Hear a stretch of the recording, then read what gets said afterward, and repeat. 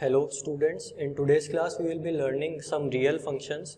तो स्टैंडर्ड कुछ real functions हमारे पास होते हैं, हम उनको ग्राफ के थ्रू स्टडी करेंगे और उनका डोमेन रेंज भी हम निकालेंगे। So first we will start with identity function. So the first topic is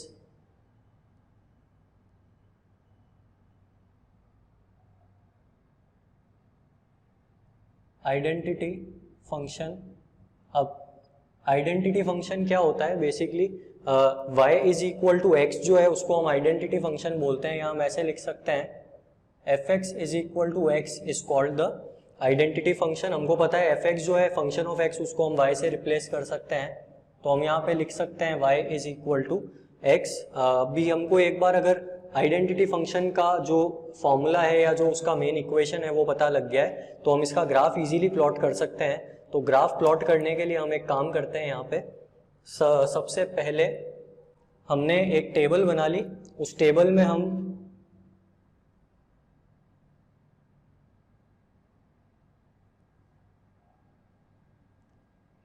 values fill कर देते हैं, या इसमें मेरे हिसाब से टेबल बनाने की जरूरत नहीं है क्योंकि बहुत ही सिंपल सा फंक्शन है, y is always equal to x.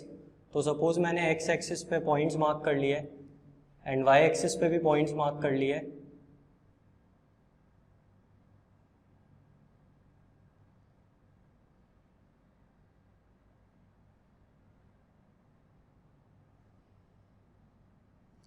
अब हम एक काम करते हैं, x की वैल्यूज पुट करते हैं 1 बाय 1। तो जब हमारा x 0 है तो y भी 0 होगा।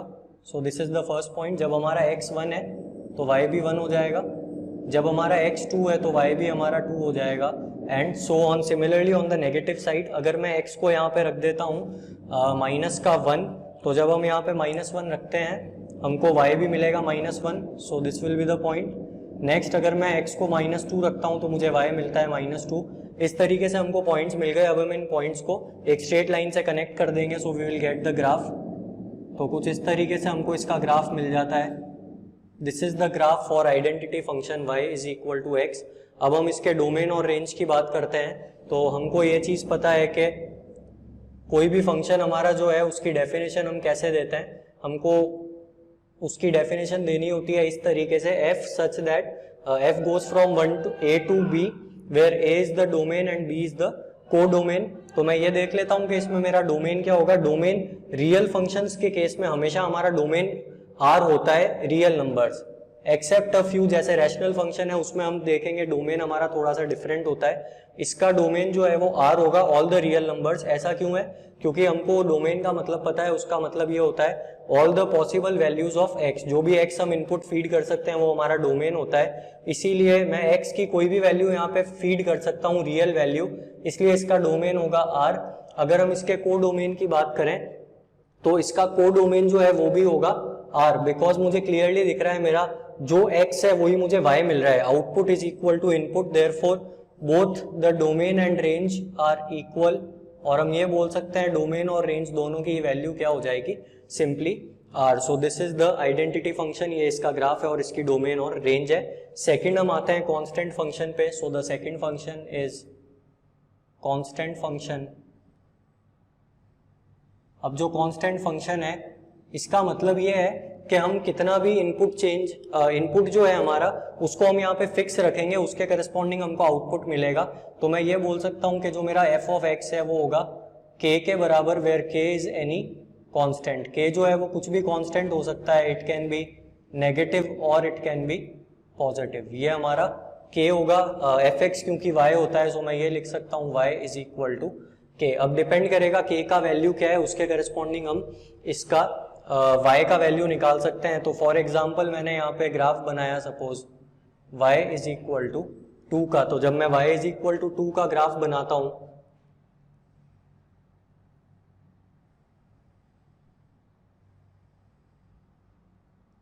तो मुझे ये चीज पता है कि मेरा जो इनपुट है यहाँ पे उसका आउटपुट पे कोई फर्क नहीं पड़ने वाला है, क्योंकि मेरा जो इनपुट है मैं भले कितना भी चेंज कर लूं, बट मैंने यहाँ क्या लिखा है, y इज इक्वल टू 2। तो y इज इक्वल टू 2 का मतलब हमेशा जो y का वैल्यू मुझे मिलने वाला है वो 2 होगा।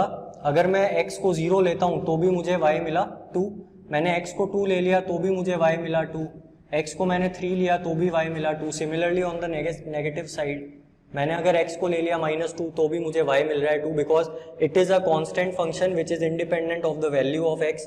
देयरफॉर जो y is equal to k का ग्राफ है वो कुछ इस तरीके से हमको मिलेगा। मैंने जस्ट एक एग्जांपल लिया है इसलिए यहाँ पे 2 है। इन जनरल अगर हम बात करें, ये ग्राफ अगर y इज इक्वल टू 2 का है, कुछ भी कांस्टेंट हो सकता है, सो फॉर एनी कांस्टेंट इसका जो आउटपुट है वो मुझे हमेशा k मिल रहा है। इनपुट और आउटपुट के हिसाब से ही हम इसका डोमेन और रेंज निकालेंगे। सो हमको एक चीज पता है कि जो फंक्शन है वो हमारा डिफाइंड होता है from real numbers to real numbers. मेरा जो f है it is defined from r to r, क्योंकि मैं जो डोमेन रखता हूँ उसके करस्पॉन्डिंग ही मुझे को डोमेन मिलेगा। अगर इनपुट में रियल नंबर है तो आउटपुट भी मुझे रियल नंबर मिलने वाला है, because y is equal to k and k is any constant which is real. Therefore अगर मैं इसके डोमेन की बात करता हूं तो इसका जो डोमेन है, डोमेन हो जाएगा इसका r, क्योंकि मैं इनपुट में कुछ भी रख सकता हूं, domain is any real number. अगर मैं रेंज की बात करता हूं तो रेंज जो है वो सिंपली हो जाएगा मेरा k। आप इसको इस तरीके से लिखेंगे इन रोस्टर फॉर्म, रेंज हमारी k के बराबर है और k हमारा क्या है, k हमारा इनपुट है। जो हमारा इनपुट हमने रखा वही हमारा आउटपुट मिलेगा। इनपुट में मैं कुछ भी फीड कर सकता हूँ, आपको ग्राफ से क्लियरली दिख रहा है। x की मैं वैल्यू कुछ भी रख सकता हूँ, y is independent of x, तो y मुझे कुछ जो है फिक्स मिल रहा है, दिस इज 2। तो यहाँ पे ये जो है बेसिकली मैंने आपको बताया था हम ग्राफ की हेल्प से रेंज निकाल सकते हैं। ग्राफ की हेल्प से रेंज निकालने के लिए हम y कोऑर्डिनेट पे फोकस करते हैं। y कोऑर्डिनेट हमेशा 2 है। इन जनरल हम y कोऑर्डिनेट को अगर k ले लेंगे तो ये हमारा हो जाएगा y is equal to k का ग्राफ, और जो रेंज है वो हमेशा फिक्स है, दैट इज k। रेंज आप r क्यों नहीं लिख रहे हैं, बिकॉज डोमेन में r है, क्योंकि आप उसको चेंज कर रहे हैं, उस पर y पे कोई फर्क नहीं पड़ रहा है, बट y हमेशा k के बराबर है। जो आपने k का वैल्यू फिक्स कर दिया वही आपको y का वैल्यू मिलेगा, उसके अलावा कोई भी वैल्यू नहीं मिलेगा। So these are 2 basic functions, please note this, then we will study the next function. Okay, so the next function is polynomial function. अब पॉलिनोमियल फंक्शन क्या होते हैं, it is exactly similar to the polynomials which we have studied in previous class, that is class 10। So polynomial function जो है हमारा, उसका standard equation क्या होता है पहले हम वो लिख लेते हैं। सो स्टैंडर्ड इक्वेशन होता है f(x) is equal to a0 plus a1 x plus a2 x square so on up to an x to the power n। अब यहाँ से हमको एक चीज़ का ध्यान रखना है, ये स्टैंडर्ड इक्वेशन है जिसमें a1 a2 a3 ये सारे डिफरेंट कोएफिशिएंट्स हैं वेरिएबल के, x की डिफरेंट पावर्स हो सकती है, और जो हाईएस्ट पावर वाली टर्म है वो है an x to the power n। और जो डिग्री है, अगर मैं बात करूं डिग्री ऑफ fx की, तो fx पॉलिनोमियल की जो डिग्री है वो हो जाएगी n। जो हाईएस्ट पावर है वेरिएबल की वो होगी उसकी डिग्री। अब इसमें हमको देखना है कौन कौन से जो पॉलिनोमियल फंक्शंस हैं उनके ग्राफ हमको आने चाहिए। The first example is y is equal to x। अब ये बिल्कुल आइडेंटिटी फंक्शन जैसा ही है, y is equal to x एक पॉलिनोमियल फंक्शन भी है और आइडेंटिटी फंक्शन भी है। सो इसका ग्राफ हम ऑलरेडी बना चुके हैं, डोमेन और रेंज भी निकाल चुके हैं जो था r के बराबर, तो ये वापस से हमको करने की जरूरत नहीं है। सेकेंड हम आते हैं y is equal to x square पे। तो y is equal to x square का हम पहले यहाँ पे ग्राफ प्लॉट करते हैं, तो वो ग्राफ किस तरीके से आता है उसको हम देखते हैं। सबसे पहले हमने यहाँ पे एक कार्टेशियन प्लेन कंस्ट्रक्ट कर लिया।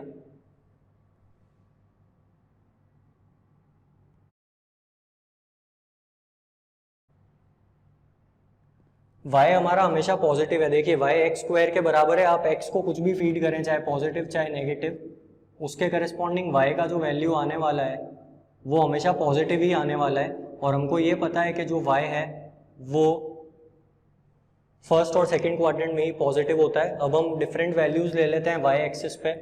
तो सपोज यहाँ पे हमने लिया 2 देन 4 देन 6 8,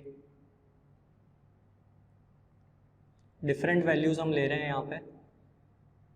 अब हमने सपोज x को रखा है यहाँ पे 0, तो x 0 पे y भी 0 हो जाएगा।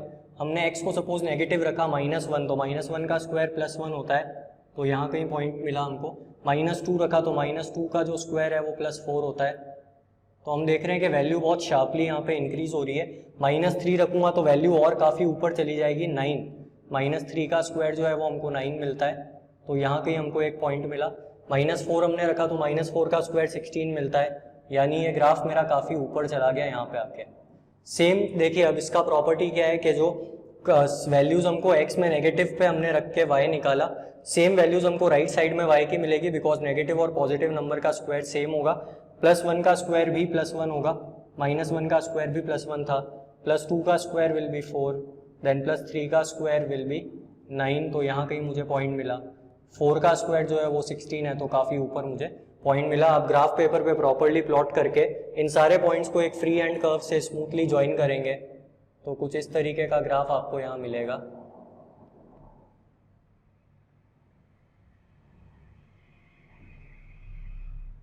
सो this is the graph for y is equal to x square. इस ग्राफ को हम क्या बोलते हैं? This is called parabola.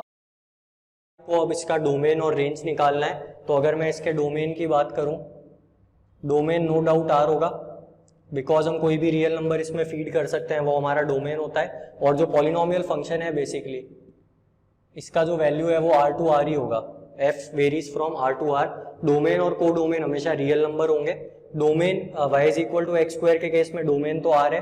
अगर हम रेंज की बात करें तो रेंज हो जाएगी हमारी, हमको ग्राफ से क्लियरली दिख रहा है कि हमको जो रेंज है हमको मिलता है y एक्सिस से, तो y एक्सिस पे हमको देखना है कि कहाँ कहाँ ग्राफ बन रहा है, only first and second quadrant में। यानी एक बहुत ही इंपॉर्टेंट ऑब्जर्वेशन है, y इज ऑलवेज पॉजिटिव। और अगर y पॉजिटिव है दैट मीन्स मैं R में से जो नेगेटिव वाला पार्ट है उसको रिमूव कर देता हूँ, और मैं ये नोटिस कर रहा हूँ ग्राफ से कि मुझे 0 भी मिल रहा है, तो दैट मीन्स रेंज में मेरे पास में 0 होगा।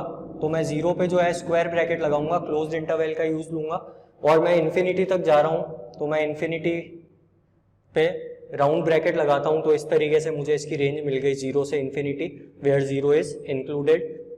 थर्ड हम आते हैं y is equal to x cube पे, तो y is equal to x cube का जो ग्राफ है वो कैसा आएगा वो देखते हैं।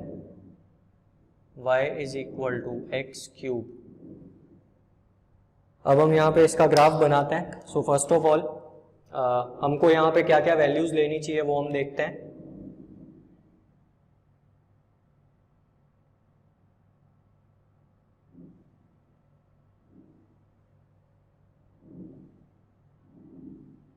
आप ज़्यादा वैल्यूज़ लेके भी ग्राफ प्लॉट कर सकते हैं। मैं यहाँ पे कुछ 2-3 वैल्यूज़ लेके ही प्लॉट कर रहा हूँ। सपोज मैंने 0 लिया, -1 लिया एंड -2 लिया, +1 लिया एंड +2 लिया। y एक्सिस पे मैं देख रहा हूँ सबसे पहले अगर मैं यहाँ पे वैल्यूज़ की बात करूँ, मैंने सपोज यहाँ पे स्केल ले लिया 2 का, सो 2, 4, 6 and 8।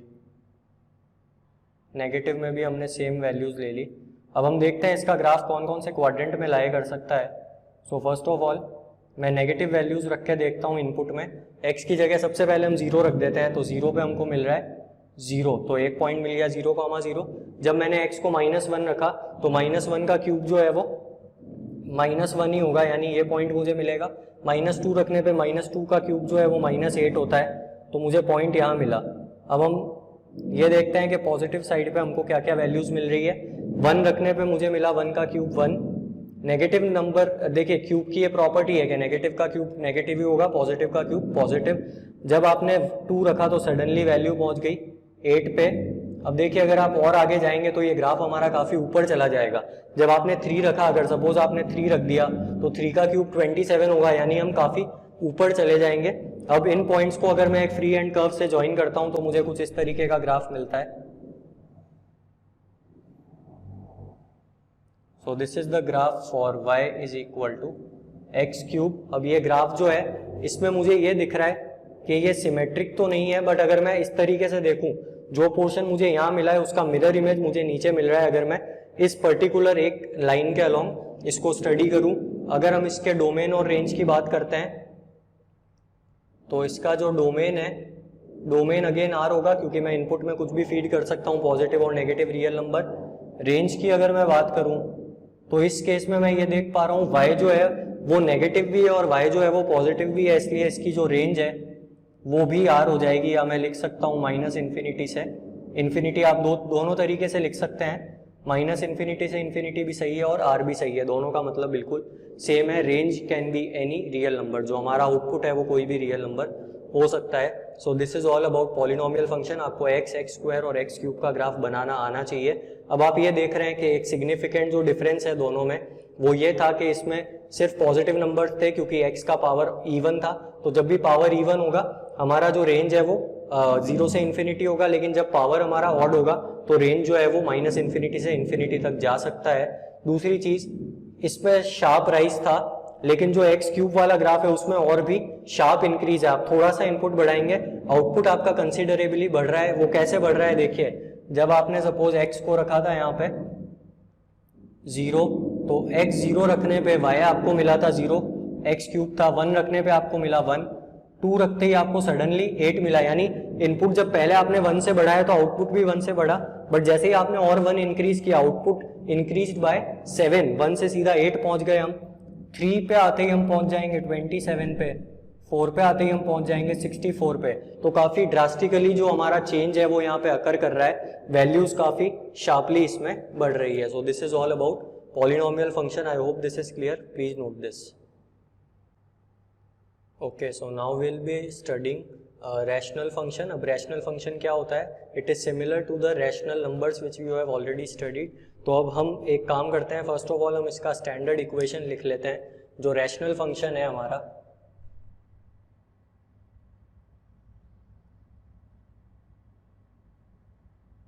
Rational function is a function of the form p by q. तो सपोज एफ एक्स जो है वो p x by q x की फॉर्म में है। एक रिस्ट्रिक्शन होता है बहुत इंपॉर्टेंट रैशनल फंक्शन पे, वो रिस्ट्रिक्शन ये होता है कि उसका डिनोमिनेटर कभी भी 0 नहीं होना चाहिए। यानी जो x क्यू ऑफ x है वो 0 के बराबर नहीं होना चाहिए। अगर q ऑफ x 0 हो गया तो F x will become undefined, because anything can not be divided by 0। अगर हम किसी भी चीज़ को 0 से डिवाइड करते हैं तो वो अनडिफाइंड हो जाती है। तो ये हमारा एक रिस्ट्रिक्शन है कि रैशनल फंक्शन जो है वो p x by q x form का होता है, where q x must not be equal to 0। अगर हम इसकी डेफिनेशन की बात करें, डोमेन और रेंज की बात करें, तो डोमेन जो है इसका डोमेन हो जाएगा, आप देखिए डोमेन में r रख सकते हैं, बट r में से आपको क्या करना पड़ेगा, उस पर्टिकुलर वैल्यू को हटाना है, x की उस वैल्यू को हटाना है सच दैट उस वैल्यू पे जो q ऑफ x है हमारा, qx जो हमारा डिनोमिनेटर है वो 0 हो जाता है। अब देखिए यहाँ पे मैंने क्यों इक्वल टू 0 लिखा है, बिकॉज हम इस वैल्यू को रिमूव कर रहे हैं, यानी x की वो वैल्यू रिमूव करनी है जिसके लिए qx इज इक्वल टू 0 है। So this will be the domain. अगर हम रेंज की बात करें तो रेंज जो है वो भी हम निकाल सकते हैं, रेंज विल बी r। अच्छा, डिपेंड भी करेगा कि हमारी x की कौन कौन सी वैल्यू हमने रिमूव कर दी है, तो उसके अकॉर्डिंग हमारी इसकी रेंज निकलेगी। इसका कोई पर्टिकुलर ग्राफ नहीं है क्योंकि रैशनल फंक्शन डिफरेंट टाइप के होते हैं, उनके ग्राफ हमको एज सच नहीं पढ़ने होते हैं। हम एक और फंक्शन यहाँ पे पढ़ते हैं which is the reciprocal function. अब रेसिप्रोकल फंक्शन क्या होता है? Reciprocal function is simply f x is equal to 1 by x, और कंडीशन क्या होगी यहाँ पे, जो x है वो हमारा 0 नहीं होना चाहिए, डिनोमिनेटर कभी भी 0 नहीं होना चाहिए। जितने भी आपको फंक्शंस आगे हम क्वेश्चंस में करने वाले हैं, डोमेन और रेंज वाले जो भी क्वेश्चंस होंगे, उन सब क्वेश्चंस में हमको ध्यान रखना है क्या क्या रिस्ट्रिक्शन होते हैं फंक्शन पे। एक तो एफ एक्स जो है वो 1 बाय एक्स है अगर, या डिनोमिनेटर में जो भी चीज़ है वो कभी भी 0 के इक्वल नहीं होनी चाहिए, उसको हमेशा हमको डोमेन में से हटाना पड़ेगा। अगर हम बात करें इसकी ग्राफ की तो y is equal to 1 by x का मुझे ग्राफ बनाना है, हम एक ग्राफ पेपर पे इसको प्लॉट कर लेते हैं।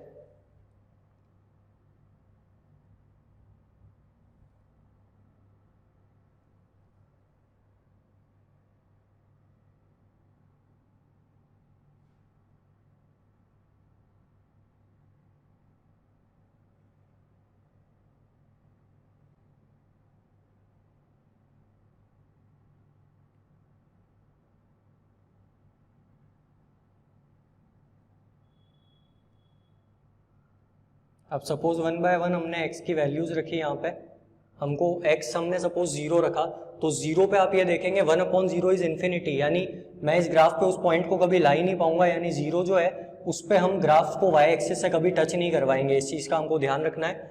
अब सपोज आपने x की जगह 1 रखा, तो 1 का जो रेसिप्रोकल है वो भी 1 होता है। अगर हम इसकी एक टेबल बना लें यहाँ पे इनपुट और आउटपुट की,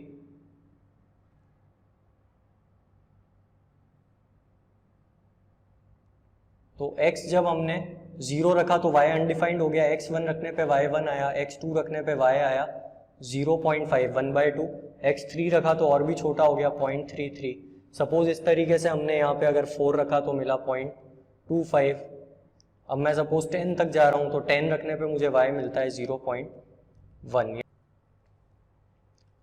अब सिमिलरली हम नेगेटिव वैल्यूज़ के लिए भी कुछ वैल्यूज़ यहाँ पे पुट कर देते हैं।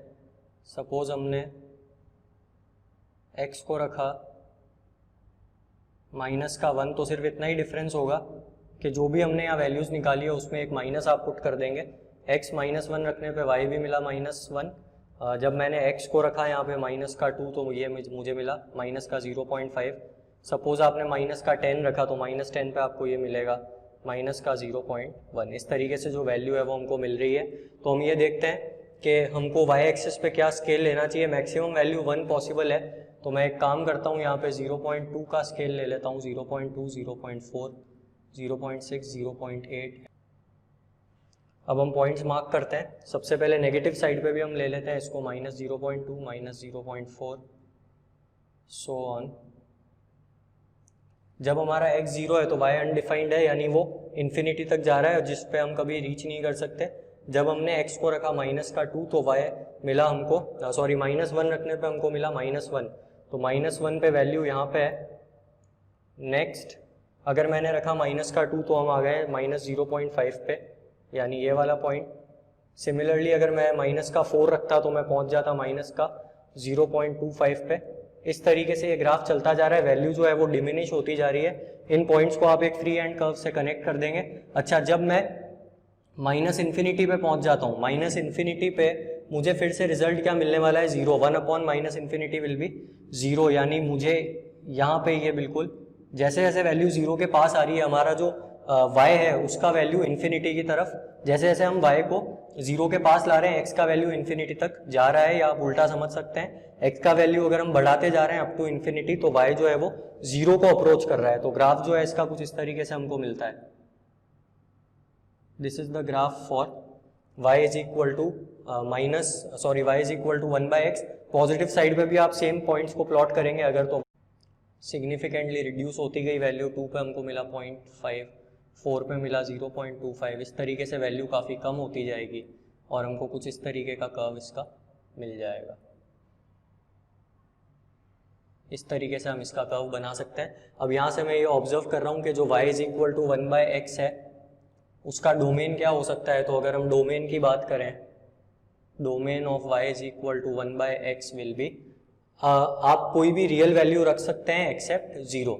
आपको डोमेन निकालते हुए यही देखना है x की कौन सी वैल्यू हटानी पड़ेगी। x डिनोमिनेटर में है और डिनोमिनेटर कभी 0 नहीं होना चाहिए, तो रियल नंबर्स में से मैं एक 0 को हटा दूंगा, बाकी सब कुछ मेरा डोमेन में आ जाएगा। अगर मैं रेंज की बात करूं तो रेंज मुझे दिख रहा है कि मुझे नेगेटिव वैल्यूज भी मिल रही है और मुझे पॉजिटिव वैल्यूज भी मिल रही है, बट हम 0 पे शायद कभी रीच नहीं कर पाएंगे क्योंकि x जो है उस केस में इन्फिनिटी हो जाएगा। तो अगर हम बात करें रेंज की तो रेंज हमारी हो जाएगी यहाँ पे -इन्फिनिटी से लेके इन्फिनिटी तक, बट उसमें से हमको क्या करना पड़ेगा, 0 हटाना पड़ेगा। या आप इसको इस तरीके से लिख दें, या दूसरा तरीका यह है रेंज लिखने का कि आप इसकी रेंज जो है उसको लिख दें r-0। तो डोमेन और रेंज इसके सेम हो जाएंगे r-0। So this is all about the first part of the standard function. कुछ और रियल फंक्शंस है जो हम नेक्स्ट क्लास में पढ़ेंगे। Thank you.